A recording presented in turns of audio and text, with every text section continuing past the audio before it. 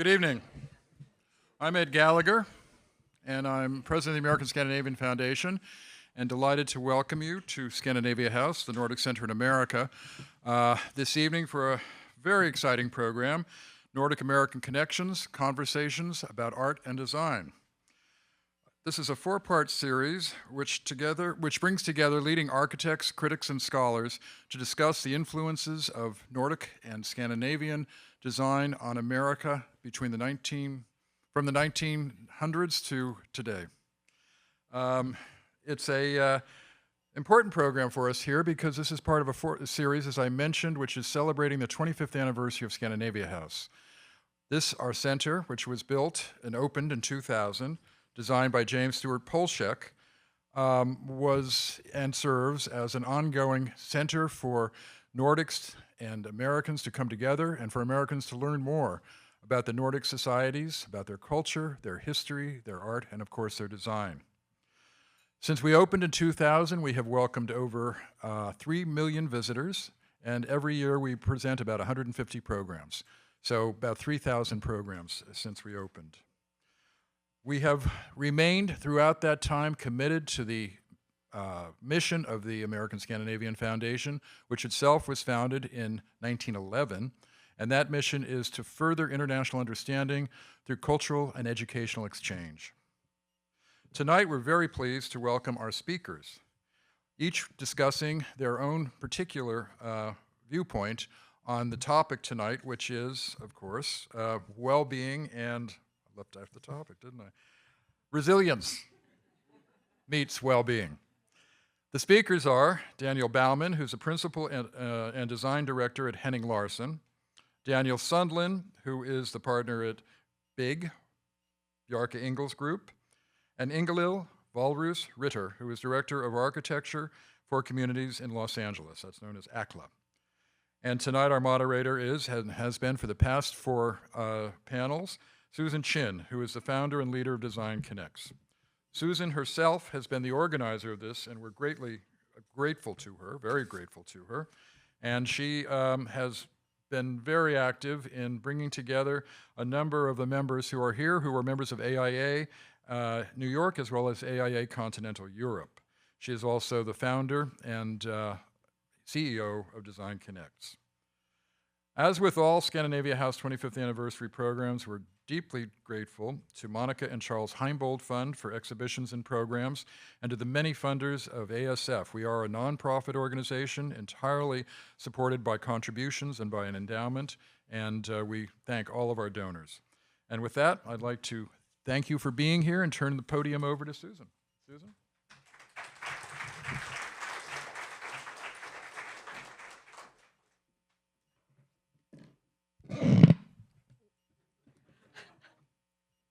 Yes, nothing like being short. Thank you, Ed. It's been a true privilege to work with you and your stellar team, especially Emily Stoddart and Yves O'Shea, on this architecture series celebrating Scandinavia House's 25th anniversary.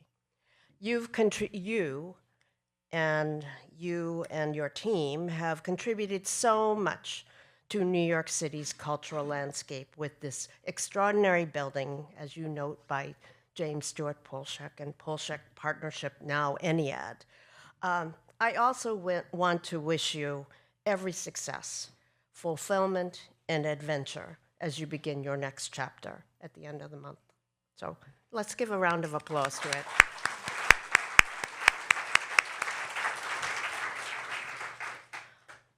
Now, turning to the program. In the past 3 panels, we've explored the pivotal role of Nordic design that Nordic design has played in shaping the modern movement in America through the 20th century, from its historical influence through insights from Tom Pfeiffer, Todd Williams, and Peter McKeith, to its impact on the public realm of cities like New York and Helsinki, through conversations with Matthew Lister and Rachel Schiffman and Stephen Hull, to the visionary women who helped define our material culture through furnishings, textiles, art, and architecture with contemporary perspectives from Eva Jensen, Jennifer Yost, and Suchi Reddy. And I think Ava's here. Raise your hand, Ava.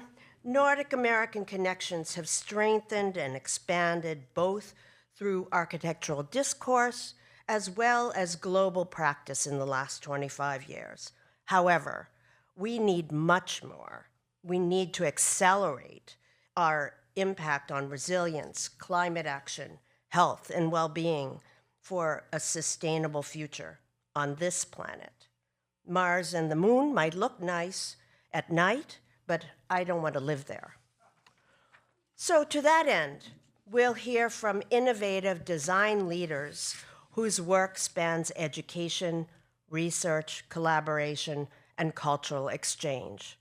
They'll share how Nordic principles inform and help them navigate the rapidly shifting conditions reshaping architecture and daily life, artificial intelligence, emerging technologies, economic and political uncertainty, and growing climate vulnerability while continuing to imagine what comes next.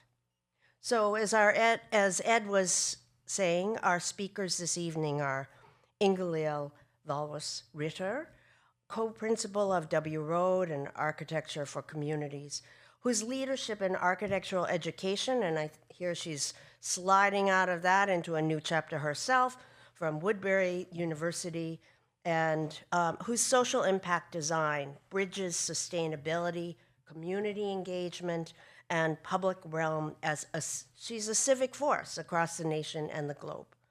Daniel Sundlin of BIG, who will be filling in for Bjarke Ingels today, who's now traveling, and I'm sorry if you're disappointed, but I'm sure Daniel is used to filling those shoes.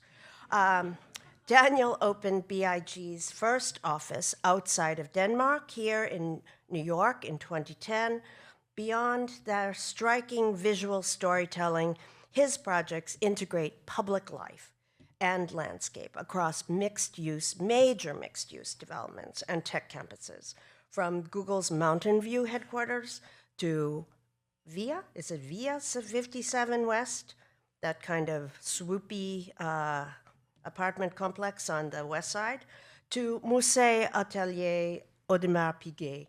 And I really loved that little spiral that you had there, the Swiss watch.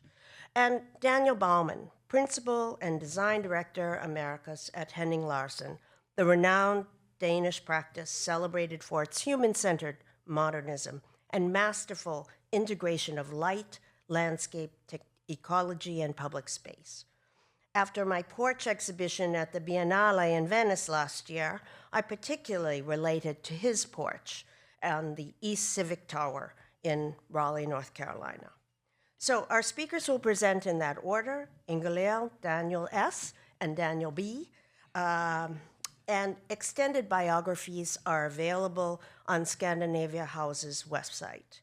The presentations will be followed by a moderated conversation led by me, and of course your questions, which always make these evenings lively and engaging. So now, Ingalill.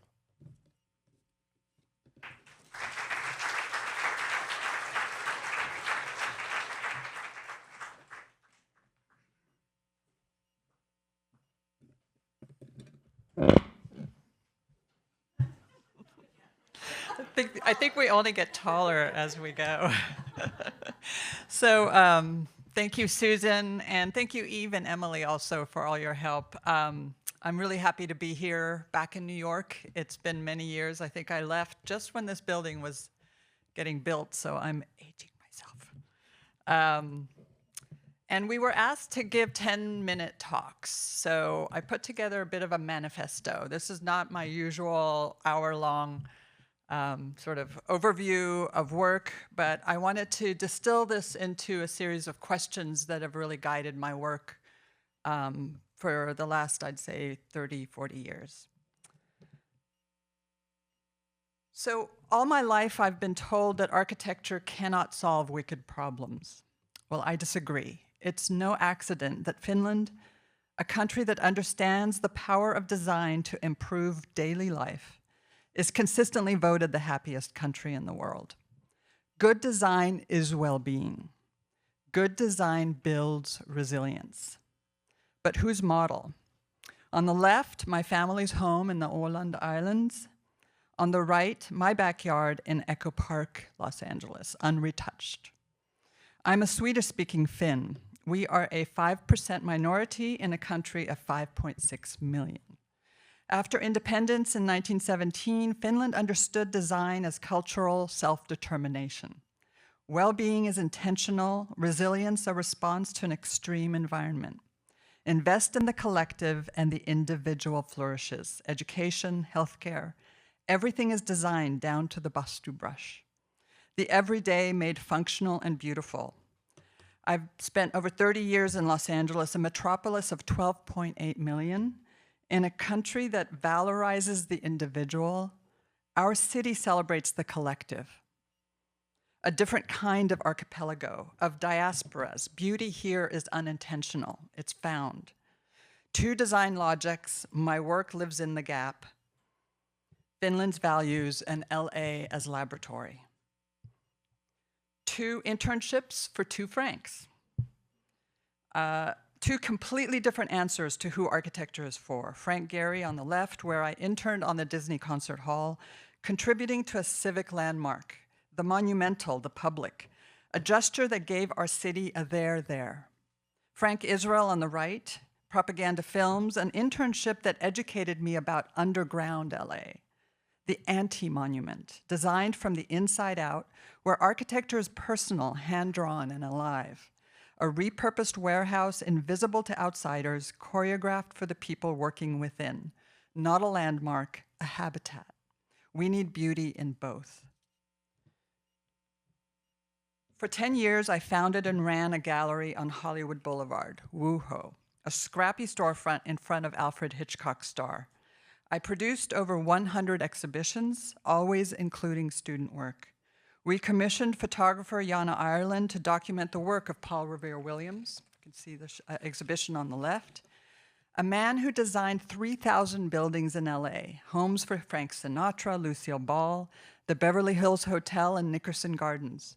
The first Black member of the AIA, I never learned about him in school, not once. Deborah Sussman on the right, she colored the 1984 LA Olympics, also missing from our canon. Architecture has always had a canon, a history that erased the people who built and shaped our cities, the ones who look like LA. WooHo gave them a wall on the Walk of Fame. I was educated in Finland. I left when I was 14, and the US. Two completely different models of education. In Finland, higher education is a right. An educated citizenry is a democratic one. The investment is in an empowered collective. In the US, architecture student debt can exceed $150,000. Starting salaries average $65,000. It takes nearly 13 years to become an architect. I've taught at elite private schools. I started teaching at Cornell. I was at Yale for several years, at SCI-Arc, and also at public colleges, at University College of London, at the Bartlett. The difference is not rigor. The difference is who gets the power. Learning is well-being. Earning is well-being. The academy treats these as oppositional. They are the same imperative. An educated profession that only admits those who can afford it is not a profession. It is a club. We can do better. We can do Finland. Wallace Harrison designed the original Corning Museum of Glass and many of the buildings here close by, solid and opaque. I was project architect with Smith Miller Hawkinson when we inherited the building and reimagined it. Everyone thinks they know glass, transparent, reflective, invisible. Detail it incorrectly and it breaks catastrophically. But glass is more than that. It's slippery, it's elastic, it's bendy. Artists carve, texture, pour, melt, stretch glass. Why don't we? The people who taught me about glass were those blowing it at 2,700 degrees, artists, scientists, holding forms of knowledge no code can capture. My job was to listen. I learned to architect on this construction site. We had to invent and test new details that helped change the building code here in New York State, working with engineers from the UK, crafting point fixings evolved from America's Cup yachts. Later, I was invited to design several projects for Corning, one of these on the right. Nordic craft understands that wisdom lives in the hands. Homelessness is the most visible loss of well-being. Finland has nearly eliminated homelessness through their housing first policy, where housing is provided unconditionally with no prerequisites. You don't earn your way to stability. The opposite of how most American shelter systems work. I had the honor of presenting on this topic at the United Nations. Los Angeles Mission, 300 beds. My firm renovated it during the pandemic, fully occupied. The project was part of Governor Newsom's Alternative to Incarceration program, recognizing that shelter and support are more effective than punishment. We focused on the ceiling, hung plywood with off-the-shelf acoustic tile hardware, CNC milled wood benches, warm, simple craft, modest materials in the service of dignity. So many shelters feel like prison. We wanted it to feel like possibility. My favorite Swedish word is lagom.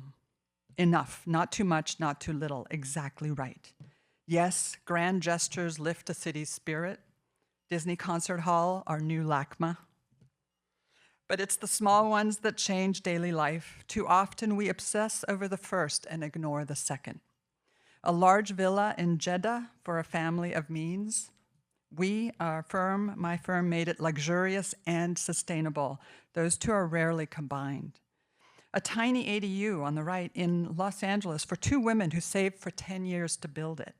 We wrapped it in yakisugi, an ancient Japanese technique for charring wood, already burned, already resilient. We completed it a year before the fires. It survived.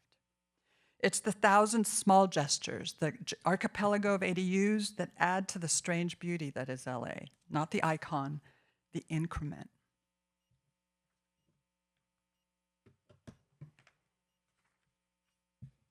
An aerial tramway as public transportation, rare in the US. Cars sailing silently above a modest craftsman neighborhood, barely touching the city below. Portland imagined differently. I was the facade consultant on this project, using expanded aluminum mesh, a true curtain hung from the structure billowing in the wind, accommodating movement and expansion, knowledge traveling from yacht fittings to glass details to a tramway skin. Innovation travels through relationships, same team, different city. Public transportation is architecture at the scale of collective well-being. Bloom, a collaboration with Doris Sung of Dosu Studio, my classmate from UCLA. We researched thermobimetals, a smart composite material, 2 metals bonded together, expanding at different rates in the sun. No mechanical system, no energy input. The challenge was scale, maximum 18-inch strips over 14,000 tiles, hand-riveted one by one by us with a crew of students, a 60-foot diameter Bloom CATIA modeled, technical and craft simultaneously, alive in the sun. 10 days after the opening, a 100-year wind took the whole installation down. We rebuilt it, stainless steel ribs reinforcing the under-engineered aluminum, stronger, smarter, still breathing. You can't prove a concept without building it. You can't build without accepting that it might fail. Resilience is not avoiding failure, it's what you do after. LA has a uniquely strange beauty, 99 neighborhoods, a mishmash of cultures, unruly, but the people who design the city don't reflect the people of the city. ACLA, Architecture for Communities LA, exists to change that. The nonprofit arm of AIA-LA, which I helped found, connects those who have, on the left, with those who are too often silenced. We invest in people and protect diverse perspectives to build a profession worthy of the future. We listen, we engage, we demystify architecture. Since 2020, we have empowered more than 6,000 students for free. Architecture for all, because beauty belongs to everyone. I'm proud of my 17 years at Woodbury as dean of a Hispanic-serving institution where over 85% of my students went on to careers in architecture, but a growing recognition that I didn't want to be part of the inequity. Private education only works for the few. I'm now professor at East Los Angeles College, where tuition is free, as it should be. Over 90% of my students are Latino and Black, working class, half are women. That's 3 strikes before they've picked up a mouse.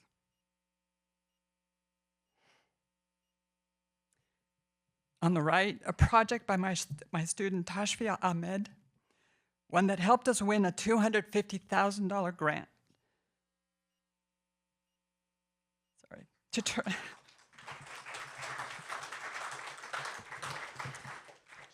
to turn the top deck of a parking garage into housing for homeless students. We're working with Gensler on this project.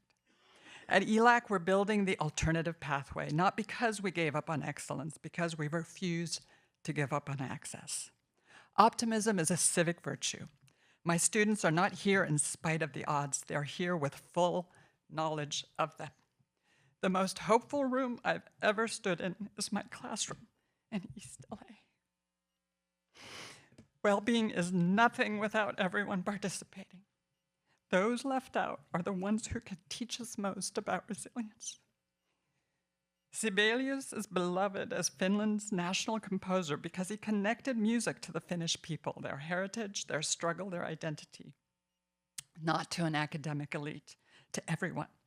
There can be no music without the people it belongs to. There can be no well-being without beauty being available to everyone. Whose well-being? Everyone's well-being, or no one's well-being.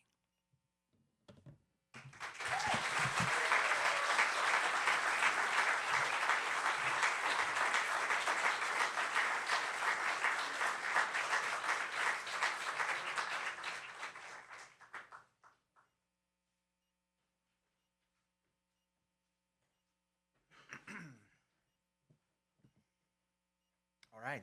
Thank you, everybody, to join us here tonight, and thank you, Scandinavia House.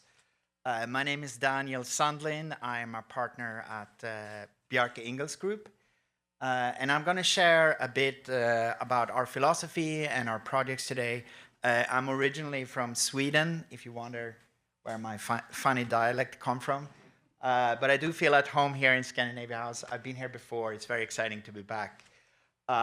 So this is a diagram that I really like to share because it illustrates a lot about how we are approaching architectural projects.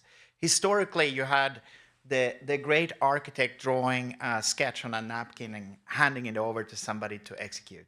I think today it's much more about thinking about the built environment as a man-made ecosystem, to really think about how your building connects to the urban environment, connects to society, and how people can start to engage with our buildings in new ways. BIG is founded in Denmark by Bjarke Ingels, and he definitely shares this philosophy. And I think one thing that also have changed in the last couple of years as the issues that we're facing as architects and society have become incrementally more and more interdisciplinary, if you will.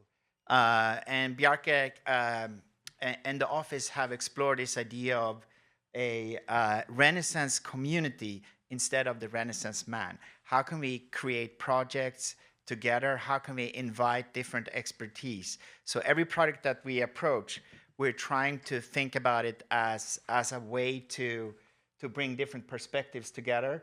And perhaps our global presence is a really great example of that. In our New York office alone, I think we're about 40 different nationalities. This is some of our offices around the world. And we really think a lot about how and who is actually working on our projects. So we're trying to create as much different perspective from different cultures. And we also have a great range of different expertise in our office. We do everything from landscape design to interiors architecture, planning, and architecture, of course.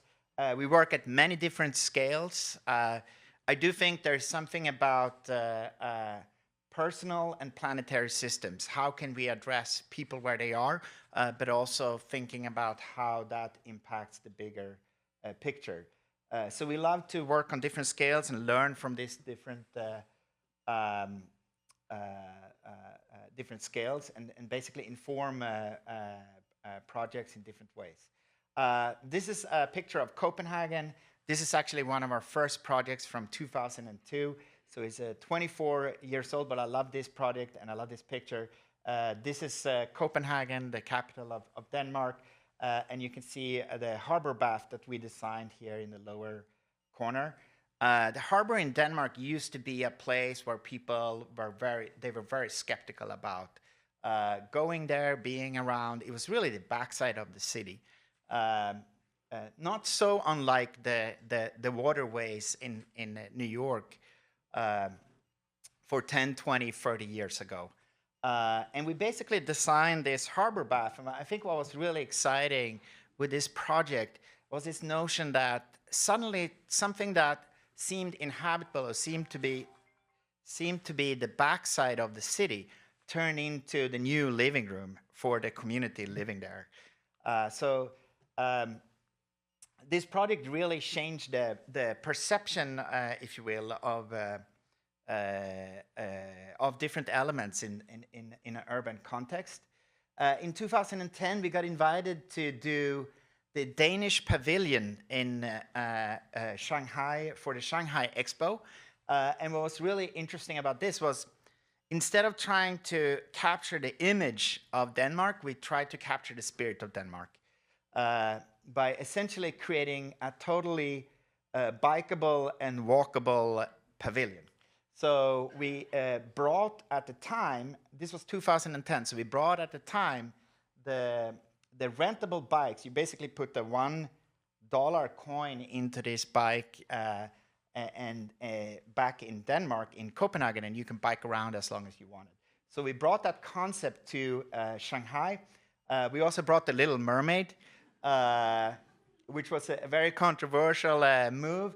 And actually, the guy who is diving there is in the audience today. Kai, do you want to say hi?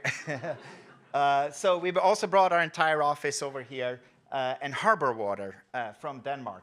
But I think what was really interesting, so we actually had Ai Weiwei, the Chinese artist, to make a piece in the place of the Little Mermaid as she was borrowed for this exhibition. And what he did, which I think is kind of brilliant, but he basically put a surveillance video in the same spot in Copenhagen. So you could go and actually interact with the people that were visiting the pavilions in Shanghai. But I think what the favorite part of this project for me was really how the people started to use these bikes to visit other projects.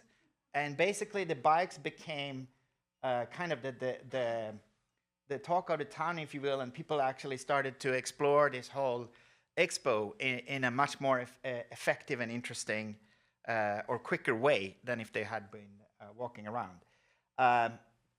Next project here, this is a waste-to-energy plant. It's a competition we won. We proposed basically a ski slope on top of a waste-to-energy plant. And I think what is really exciting about this, Denmark is a very flat country, and they do have a lot of snow, but they have no mountains. So we essentially build a mountain of trash, if you will. And the other part is, of course, like inside, it was essentially a traditional traditional kind of a waste-to-energy plant with all the machines and all the stuff you need. But then on the outside, you essentially have this ski slope and public park on the roof of the building.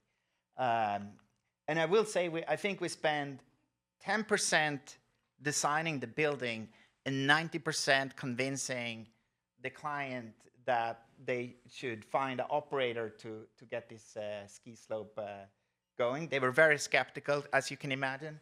But they bought the idea. And I think today it's become like, again, this interesting kind of way how clean energy and infrastructure can really become a part of society in the city in a different way than it used to be.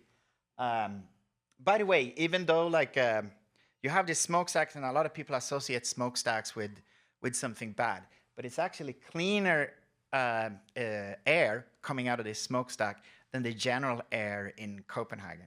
So the times are really changing when you start to look at resiliency and infrastructure and clean infrastructure in cities. And then a little habitat, if you like, from my home country, Sweden. We got commissioned to design a hotel room in northern Sweden, not so far from Finland. And we observed at the site, this is the middle of a Swedish forest. It's full of birds nesting, different bird species. A lot of people are going up there to look at birds. So we came up with this idea of basically cladding a hotel room with birds' nests or birds' houses. So when you're visiting the hotel room, you can really get a glimpse of the life of the birds in the forest. And you might ask yourself, is this building is going to be full of bird shit? Excuse me my language. But the interesting fact is birds don't shit where they live. So it's one of those little gems that I think is inspiring in many different ways. But it's also actually have a story about habitat beyond human habitation. How can we actually create our buildings and our cities for more than just the human ecosystem? Going from the Swedish forests to the city of New York, this is West 57. This is actually the reason why I'm here.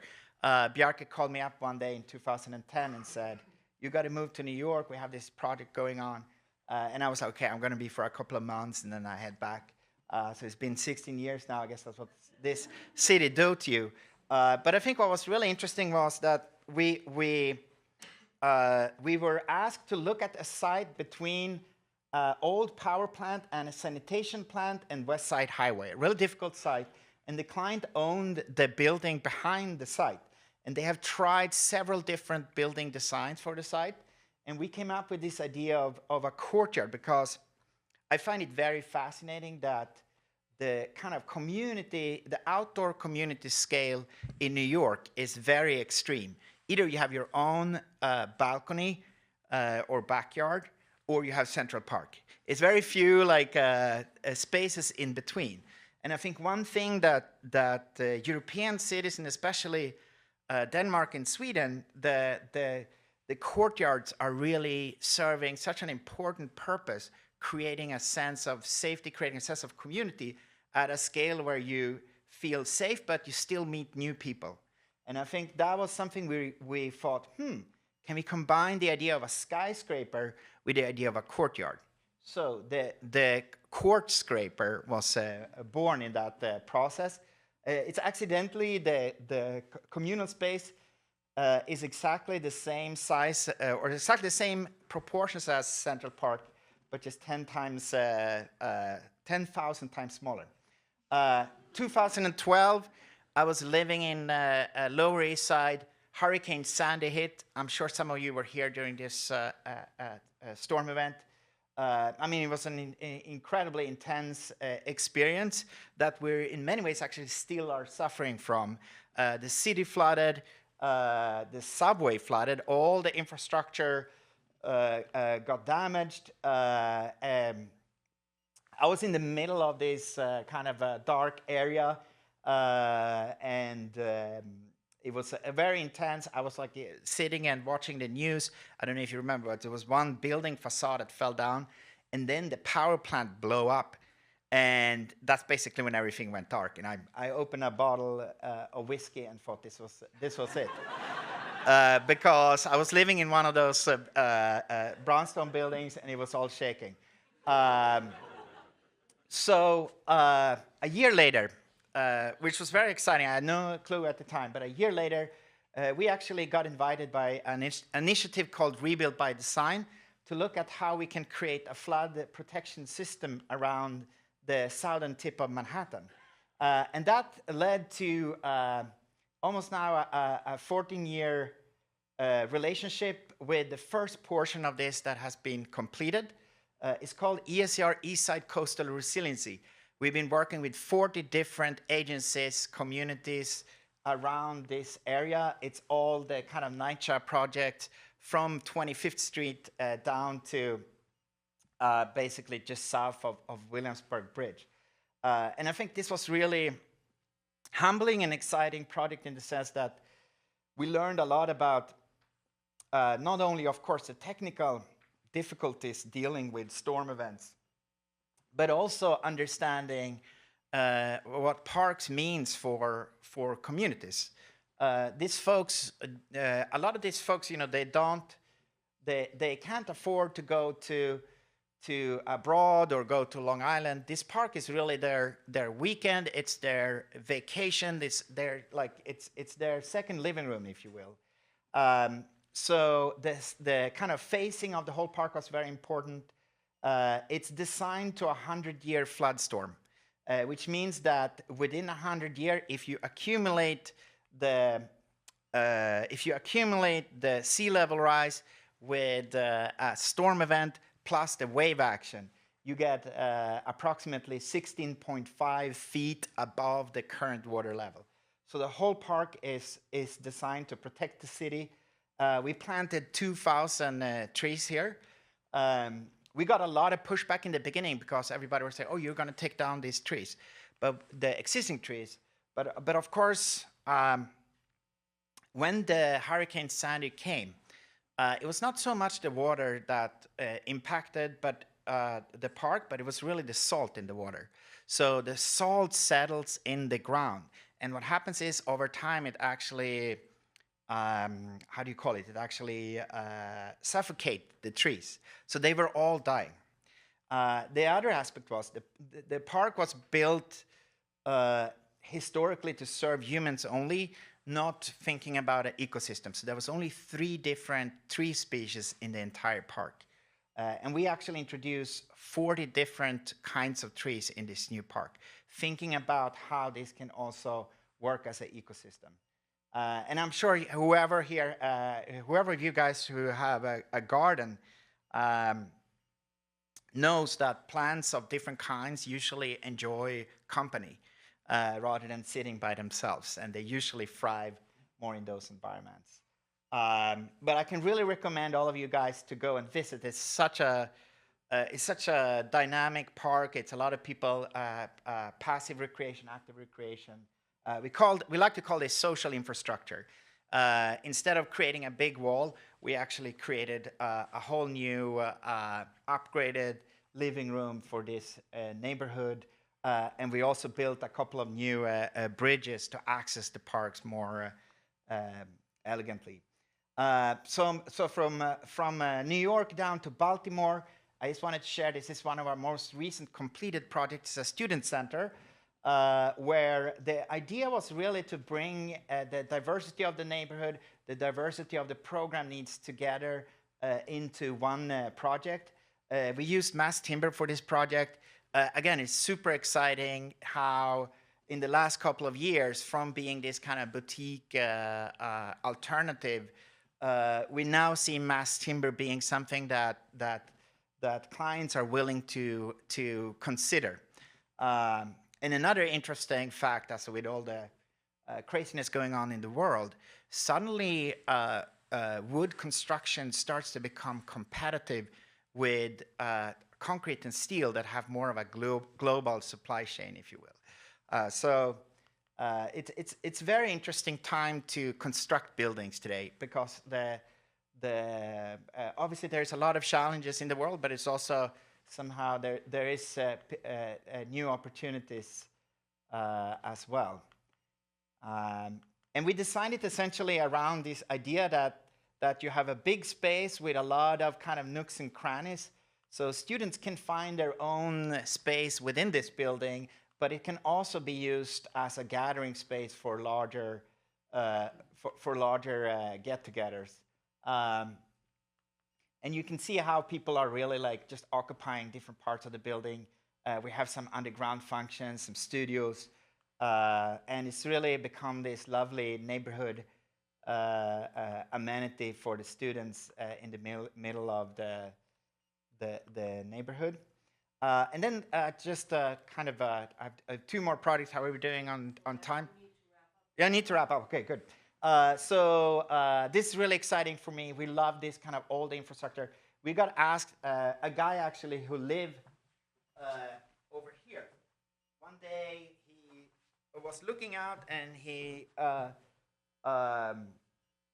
decided that he wanted to buy this big power plant on the other side of the creek and essentially make the entire area around it into a park. So adaptive reuse is something that we also see as a really important part of thinking about the future for designers, but also for cities. It actually this building have the same amount of steel as 2/3 of the Eiffel Tower. So it's like a massive piece of infrastructure. We have been a part of the process helping this client to think about this as a new learning hub, as an event center, as a community center. We're keeping the old smokestack and we're actually creating a little pool pavilion, if you will, around it. All the colors represents the kind of historical heritage of this building. So it's a very kind of surgical interventions. They have one of the kind of existing cranes, and they're also gonna host a new ocean lab. So if you're ever kind of out sailing outside of Connecticut, you will definitely see this building. This is my last project. I'll go quick through here. I just wanted to share something a little bit more on the wilder side. We were working with the UN to look at how we can think about floating cities and how we can think about floating infrastructure. A lot of cities around the world are obviously vulnerable to this. New York is no exception.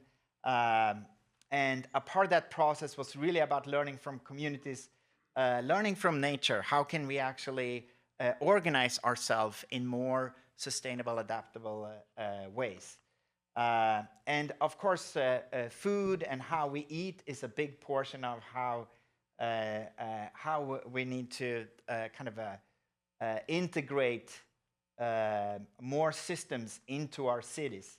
But we were very excited about this, and I'm just going to plow through here. There's a couple of visuals just showing what a floating city on the ocean or as a floating neighborhood in a city.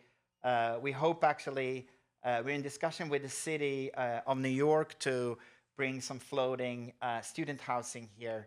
And of course, thinking about how these kind of infrastructure can be seen and enjoyed around the world. So a great variety of projects, but I thought in many ways, like the challenges we have ahead really require an archipelago of different ideas. And we certainly need a lot of creativity. I'm personally super excited because I do think as an architect, there is definitely a lot of things to explore and learn and contribute to this conversation, how we create a more sustainable and regenerative and inclusive world. That's our last slide. Thank you.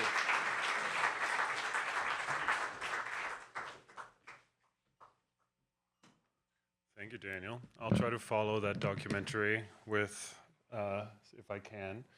Thank you, Susan, for the invitation. I always think it's really wonderful to get to reflect on a particular topic in your everyday, and I thought this notion of resilience is kind of like a mind-blowing one if you start thinking about your day-to-day. I think we're all feeling, you know, we live in a great time of uncertainty. There's a lot going on, and if you ever run a business, you also know that the ups and downs of the business are incredibly difficult to navigate. And I think one of the things that I was starting to reflect on when thinking about this thing is that in some way we're on this journey of discovery. We're on this notion that, you know, we're traveling into the great unknowns and we're trying to resolve things as they come up and react to them as they come along too. And I would offer that as a little bit of a lens. So I tried to look at 3 topics that we're sort of studying within our studio, or the things we have explored within the studio, to sort of like put a bit of a dimension and a thought as to how do you evolve in this practice that we're in. And I think to start from something good, which I think, Daniel, you also mentioned, is that I think we're finally coming to the end of this idea that was instituted in modernism, this notion that the architect is or this architect is sort of the individual sort of replier of the great response, like the one who sort of works out their hands and brings a great solution to the table that solves all our problems.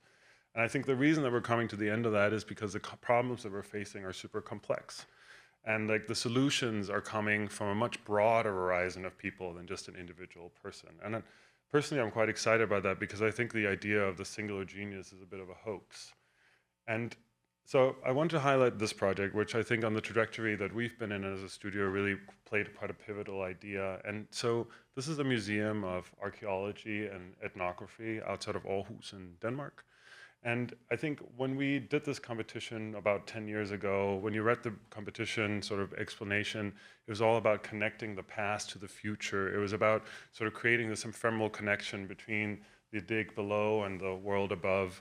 And I think what has made this building a success is the fact that it's a sledding hill during the winter, that it's a destination for people, that it gives something back to the community that it serves. It becomes a place that sort of connects with people, not just as the one time in their life where they might go to the ethnographical museum, but as a place that you come back to and you experience new things.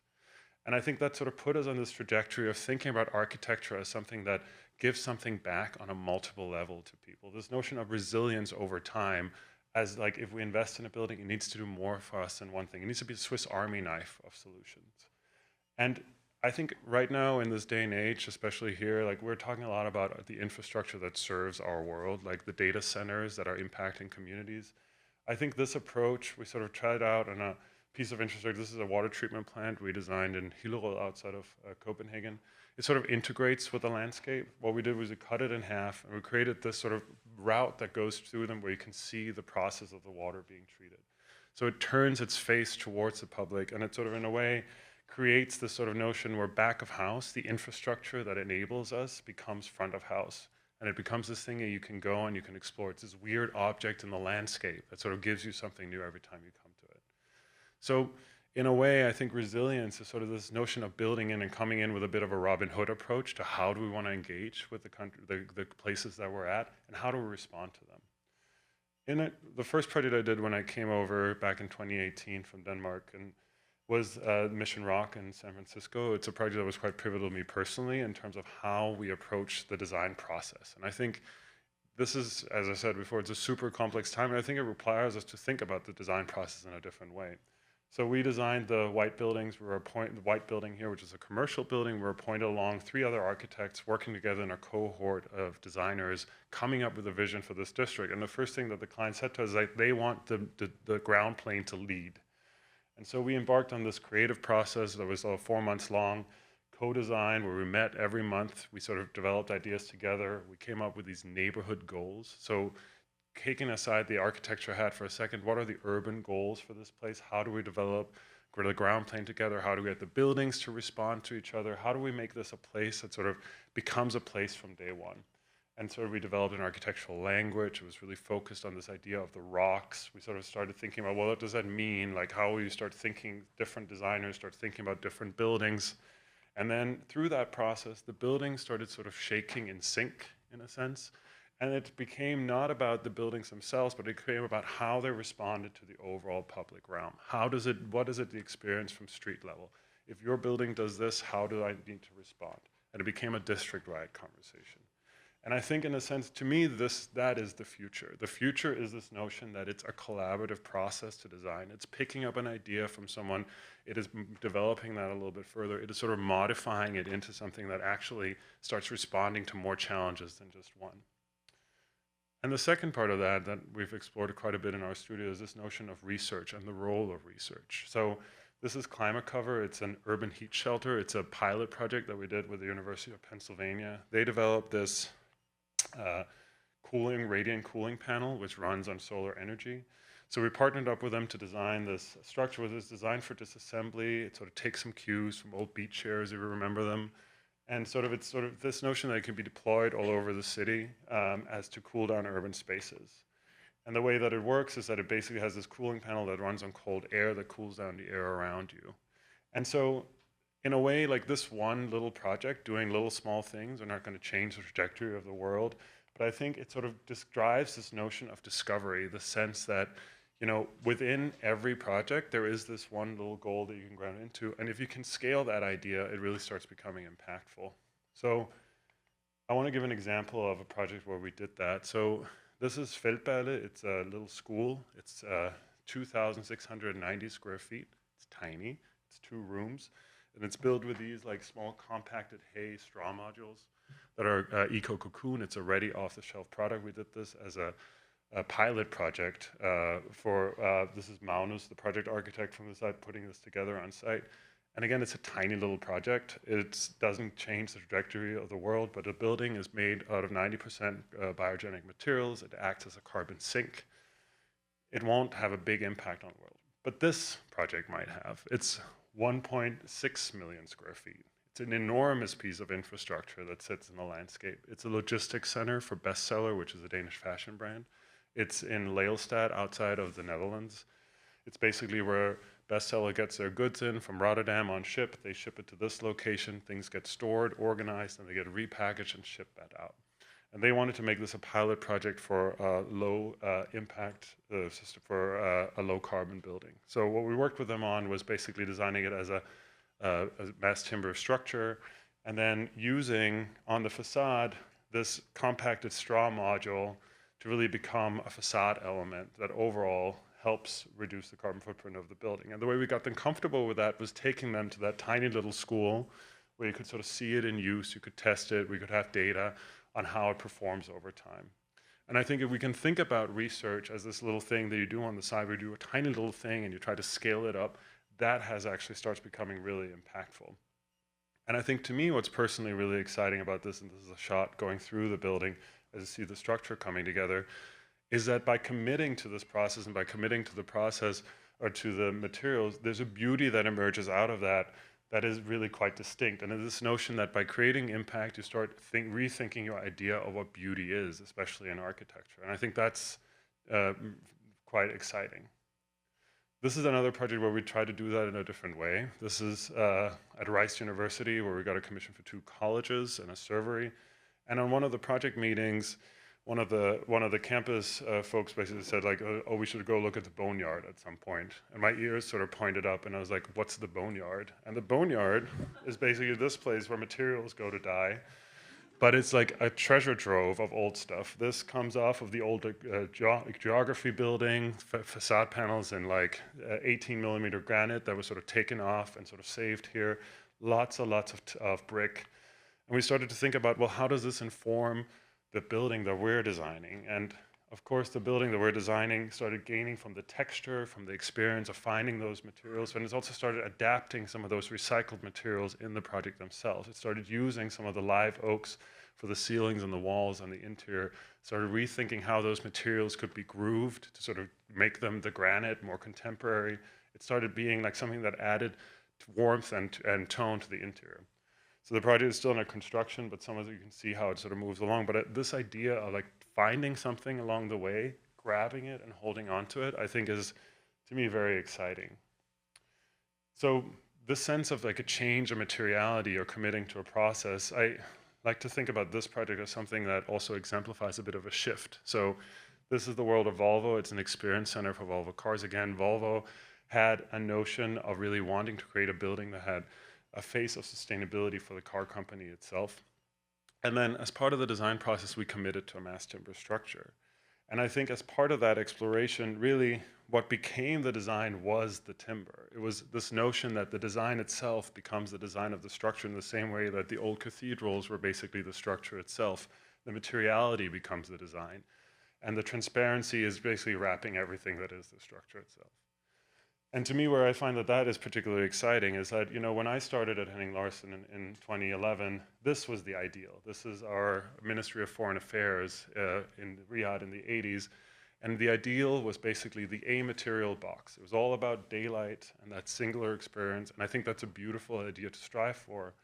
But I think by this commitment to the idea and the notion of the materials, also your connection of beauty changes, and your exception of what is a concept changes, and you can sort of latch onto that, and instead of having a predefined idea about where you want to go, you sort of commit to that process and see where it takes you. And I find that very exciting. Thank you very much.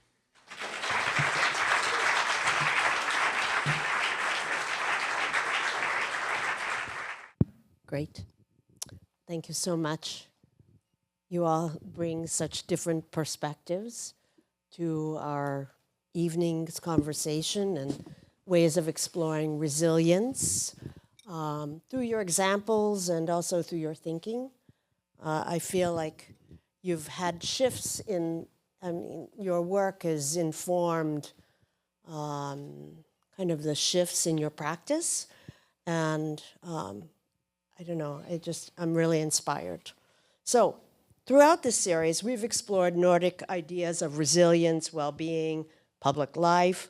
In today's conditions, climate instability, I mean, you've all touched on these topics, climate instability, political polarization, economic pressure, and accelerating technology. So what principles do you believe architecture must defend most urgently?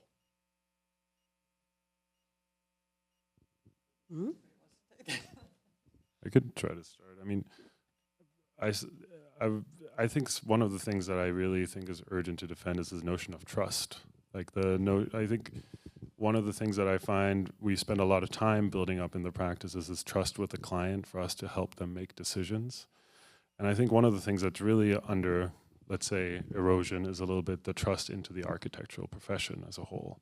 And I think that is one that, in my opinion, like we really need to defend to. And I think one of the answers that, in my mind, is the answer is really the engagement and the larger cross-disciplinary collaboration with the client and the consultant team and the community to which we're working with, so that there is building this trust of helping the people, the client that we're working with, make decisions. I would answer that by saying human-centered design. Surprisingly, that's not something that's usually discussed in school, unless you are in the interior program. But the thought of the human body, comfort, and I think that scale, definitely. I mean, we all talked about materials. I think that's a really critical component of it, but really thinking about, and I think when you're looking at economic sort of inequity, who is funding large projects, for example, and for what? We have those examples just south of here. So I would say that I would want us as a profession to just always go back to who is it for, who are we benefiting, and bringing it back to the human. I'll probably say longevity. I think, I mean, historically buildings were built to last for hundreds of years. And I think sometimes architects and clients and stakeholders, the thinking is, or the conversations are around the next 5 to 10 years maybe, which coincides generally in a kind of a commercial context to the kind of return of investment period. But I think it's really exciting to think about architecture and think about those really long time spans and how technology will change. And I think there's always, there is some truth to the statement that the most sustainable buildings are the most loved buildings. Buildings that people actually want to take care of and want to update and want to upgrade and want to be a part of and want to live in for generations to come. Yeah, that's something I'm passionate about and we're passionate about as a firm. Thank you. So, Daniel, you mentioned trust, but I'm going to ask Ingalill about this.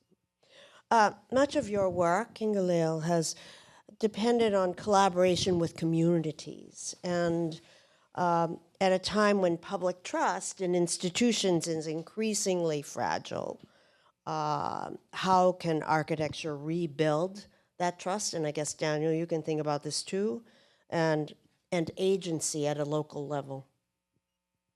I think agency is important. Absolutely.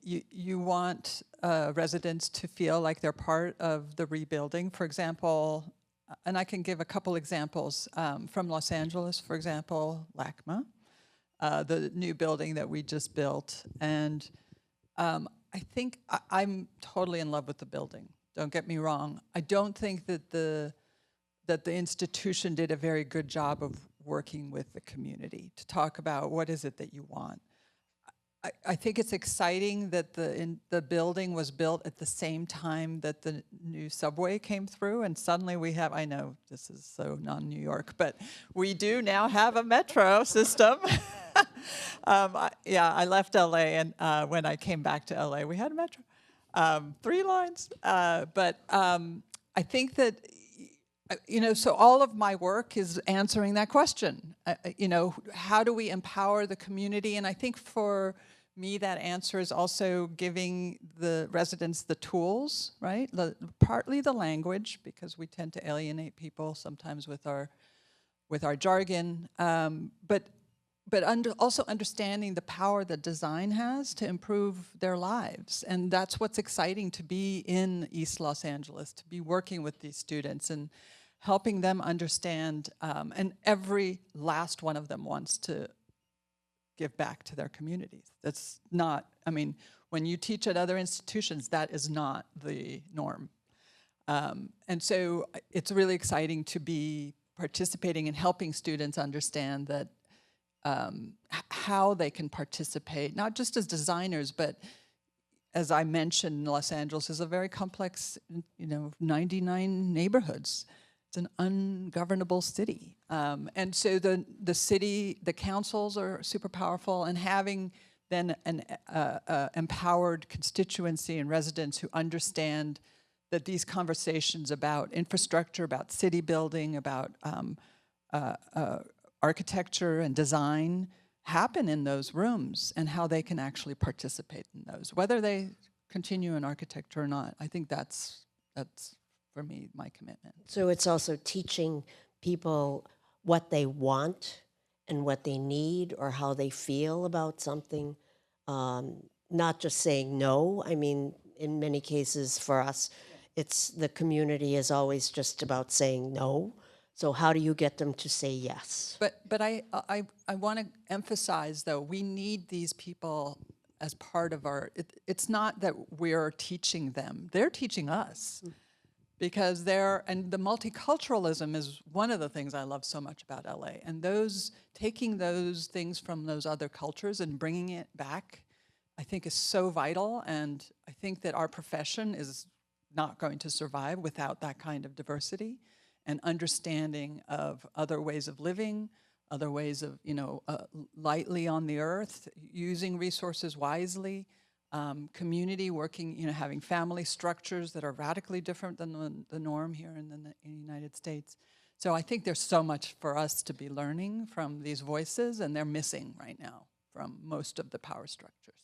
Yeah, no, I just came from a studio review at City College, and they were talking about a project called around La Marqueta, and the mayor has just announced that it will be they will invest, the city, your tax dollars, will invest in a publicly owned supermarket or of some sort, a market.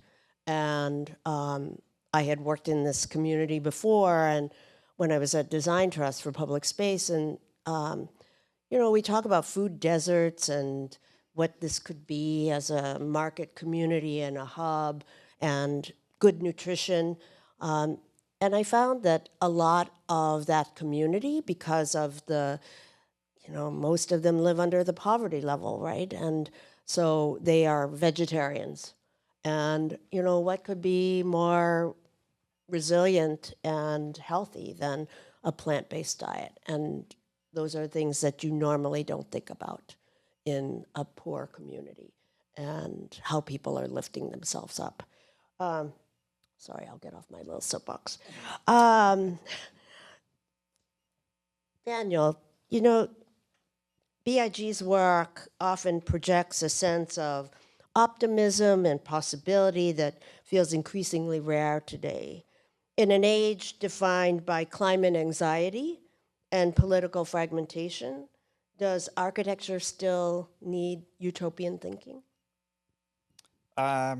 I think so. I mean, maybe more than ever. I think that we were, I think for about 15 years ago, we came up with this idea of something we refer to as hedonistic sustainability. The concept that sustainability should be something that makes your life more exciting and better, and not a compromise. And I think that today, that has transformed from being kind of an idea about design, but also being an idea about process, and also being an idea about construction and living in basically the life of a building beyond the architect's involvement. And I think a couple of examples of that is the simple fact that I think, yeah, for 10, 15 years ago, we used to perhaps do our projects a bit more in isolation. And today, even from day one, a majority of our projects, we invite the community, we invite contractors, the guys who are actually going to build the building, the manufacturers, and they are a part of developing the project from the beginning. And Daniel touched on this as well, that it used to be this idea of like the kind of single pencil somehow drawing up the great project. But I do feel like it's so exciting times because it's really about learning, about sharing, about co-creation. And for me, that also means that sustainability is not only like a conversation between architects, it's actually a kind of a broader conversation within the industry, which is ultimately what architecture is a collaboration between so many different traits.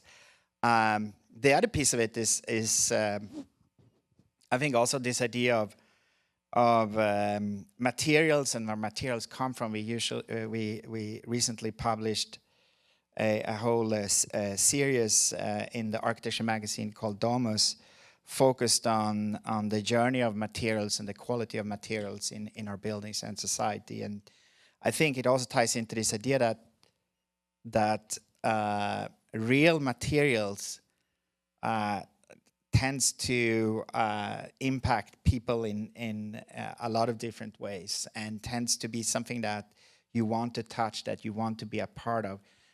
A wood floor is something that I think everybody can relate to, versus a linoleum floor or a carpet that we usually see in offices. So I think there's two parts. It's really the participation and also the kind of thinking about sustainability from the perspective of the journey of materials going into building, but also what happens to the materials over time. Interesting. The last time I ran into Daniel, the other Daniel, was at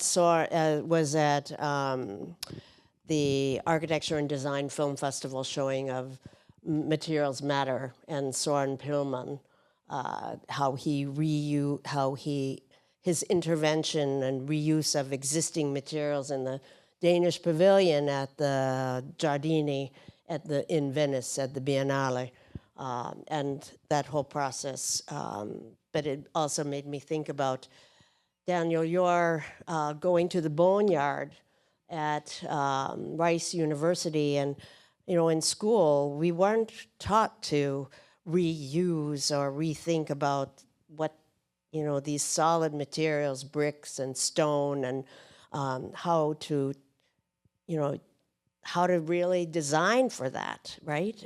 You're used to starting from scratch, starting from new.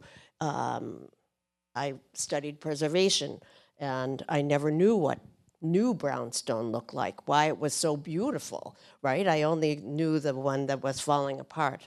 So, how do you begin to think about the economics and the detailing of, it just feels like everything is a custom detail for that material in reusing all these, amazing things that are left behind. Yeah, and I think the real mind-boggling thing about it is that it's more expensive, right, than to use new materials that get shipped in from China or wherever. And I think that's a real dilemma of the time that we're in somehow, is that it's not easy to create a business case for many of these things that we're talking about. And you sort of have to find your way, wiggle your way through a process where you're dealing with, so it's a little bit against the odds in a way. And I find that the argument that most often make the difference is not necessarily talking about sustainability, but talking about aesthetics or talking about place and talking about belonging and creating a link to the history of the place and sort of evolving from there, which in a way are traditional architectural values, which is kind of interesting. But I think that is such a point, and I just wanted to reflect on when you were talking about, the communities and the whole point of listening to communities. I think actually listening as a whole is such a thread, like something that's so under threat, like in our society. And I think as architects, I think that really is where a process should begin, right? Listening, I mean, you can start listening to the place, you can listen to the community, you can listen to the client. I mean, there's this notion of that we're sort of like standing on our soapboxes a little bit, and no offense to you, I think you should stand on that soapbox, but I need a soapbox, sure. but like this notion of like picking that up and putting that into context, I think is so important. Thank you for saying that.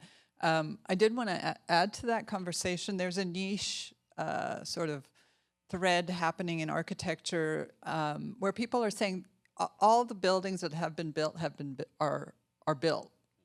All we should be doing is repurposing, right, existing buildings. And I think that's a really wonderful thought process, and to begin to imagine, is that possible, and how do we do that? Because yes, history of community, memory, but also the environmental, and we can talk about AI if you want, but the environmental impact that a lot of these new buildings are having. So I think it's a really interesting sort of thread of thinking.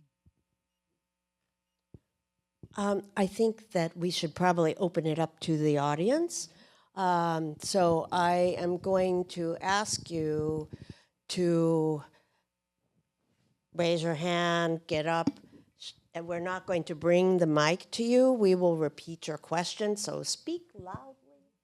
And there's a don't be blinding spotlight on us. So Yes, it's a and little don't hard. be shy, but I'm assuming that you're ready and bursting with questions. So, yeah. Yes.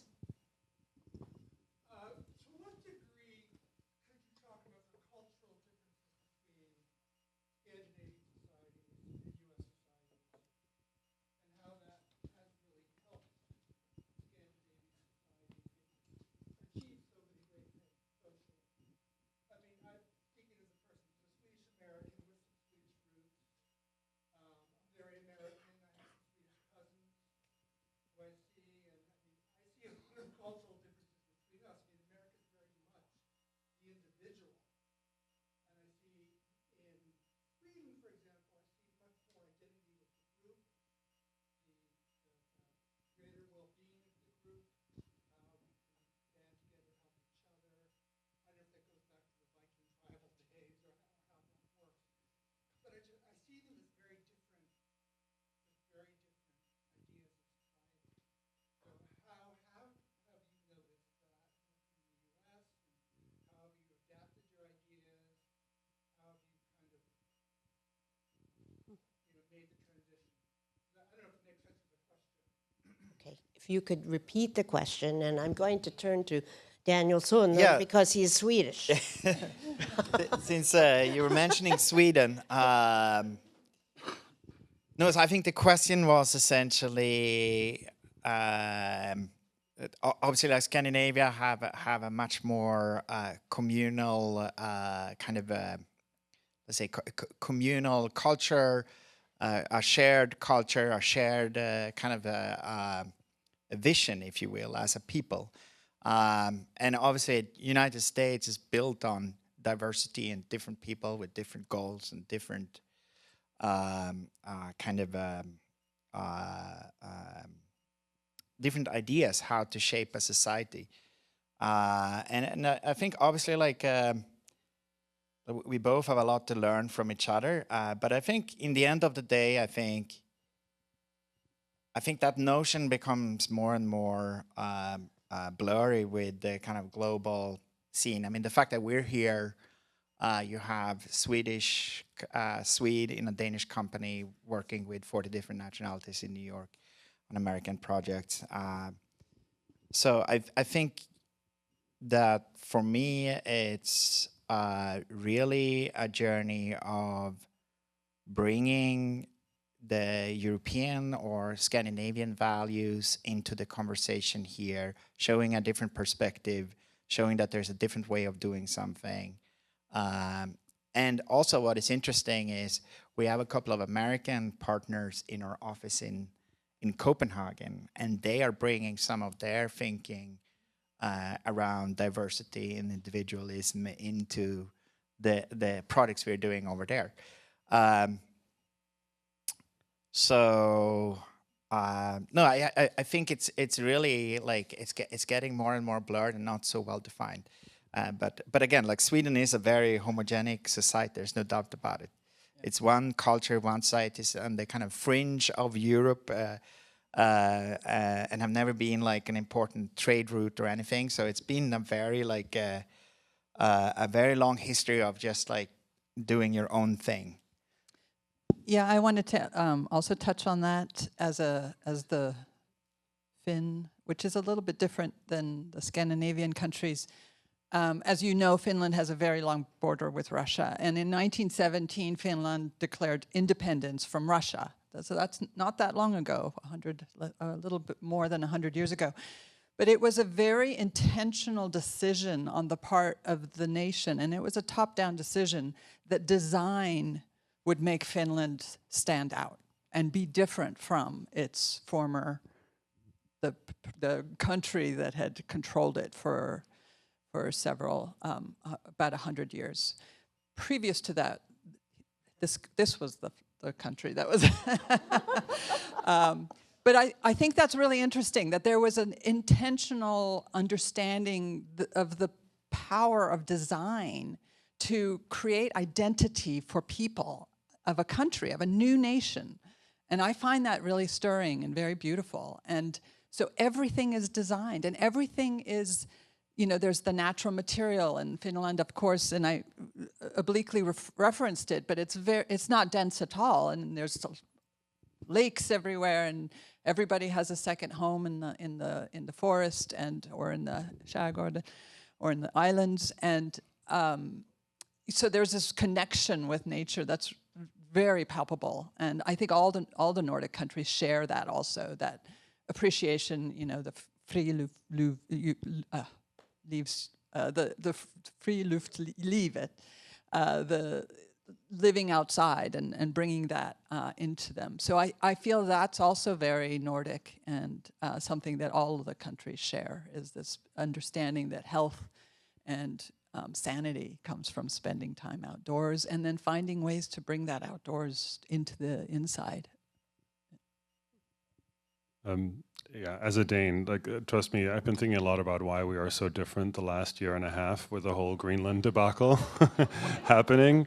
And I mean, one of the things that I think is helpful to remember is that, you know, this country where we are now is sort of, it does have the Wild West mentality, right? That resources are abundant and you can do whatever. You're your own luck's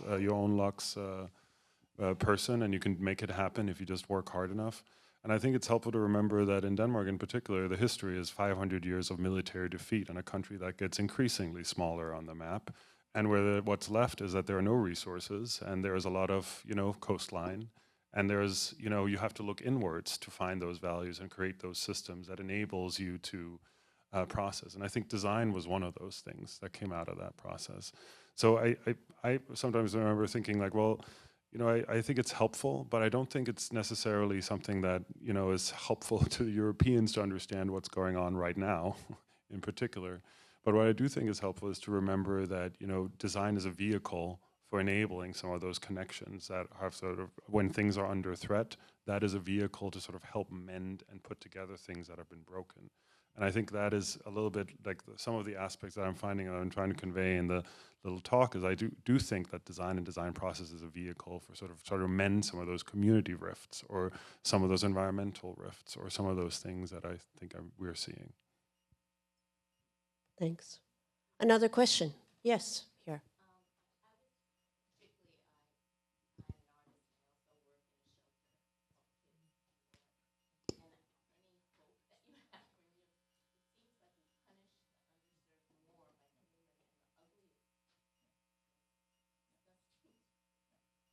Well, in this country, yeah. Could we repeat the question? So the question had to do with the environment that people with few resources are put in. And in this country, we definitely criminalize poverty. That's plain and simple, right? And we valorize excessive wealth. And that is not a Nordic at all value, right? We don't think that way. That's why I was using the word lagom, just enough, right? You don't need too much. But you know what's exciting, when I went to school at UCLA, no serious architect would touch public architecture. And now in Los Angeles, the best public architecture are Brooks Scarpa and Koenig Eisenberg and Frank. And everybody wants now to do public architecture with the recognition that everybody deserves beautiful design. And so I'm hopeful that I think the profession, certainly in Los Angeles, has understood that, long been understood. I had a student who was a sheriff. He was a sheriff and decided he wanted to change his career. But he looked at the incarceration system in Scandinavia and he was shocked, right? It had nothing to do with punishment and everything to do with rehabilitation. And it's those kind of moments that are just so invaluable, seeing where, an American student will understand, or in this case was a Hispanic student, who understood then that there are other ways to treat people with dignity and respect. So thank you for that question. Yeah, I remember Adrian Benepe when he was the commissioner over the Parks Department. He initiated plantings, and in every neighborhood, around schools, around libraries, and just having flowers and feeling respected was just a bright spark, right? Yeah. Other questions? Yes, here, and then back there. So here first. You? Okay. Yeah. Okay. Quickly, as an Angelino, I just want to thank you for the thoughtful love letter from LA that your presentation was. And my question is, so I work in strategic foresight, and there's two things that we often ask at the beginning of projects. One of them is not so much about what would you protect, I was very struck by that question. It's what would you let go of? What do architects and this architecture need to let go of in order to continue to transform and stay relevant? And the second is, what are signals that you see in the distance that give you the most hope for what architecture and design can do? And I know there's often people go to technology for that, but it doesn't have to be. The question is wider open than that. It could be more around worldview, it could be social values. So just those two things. What do architects need to let go of to move forward for others? And what do you see on the horizon that is most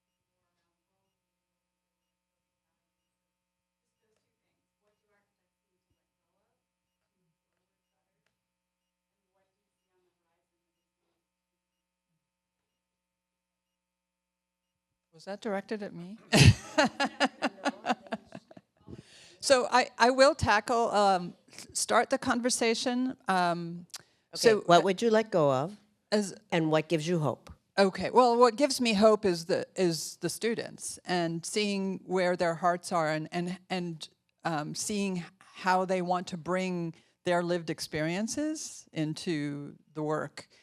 I will say AI is by far the most terrifying. So if I could let go of something, that would be for the students, because AI, as we know it today, generative AI, is like a really stupid intern, right? Or an intern that needs a lot of support and help, right? There's nothing that AI generates. And the reason I mention that is because that's the work that students typically did, right? They would come into an office and becomes a sort of a studio space. And I wish that's something that we could, you know, it's inevitable, and we're all, I have a slide that I show looking at how AI is going to impact our profession, right? And there are things like specification writing that I'm happy to hand over to Claude. And then there's other things that, of course, you know, and I think AGI is going to be taking that over, and with Trump in China, there's a whole other conversation there. That's the part I would definitely let go. I think it's a really thoughtful question. If I could let go of one thing, I would try to let go of fear, because I think there's so much fear in our profession and in the world right now. I think you're echoing it, and justifiably so. But I don't think we're going to get anywhere with fear.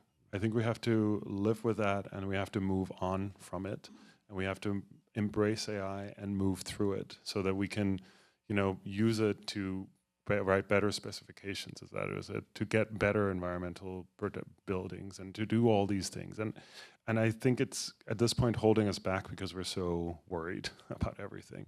And then I would say the one thing that does give me hope is that despite all of these things that we're going through, if you just look at renewable energy, that is still, like, despite all the setbacks from the current administration, that is still a trajectory of growth, because it's an economic model that makes sense. I mean, the current gas prices are proof to that, right?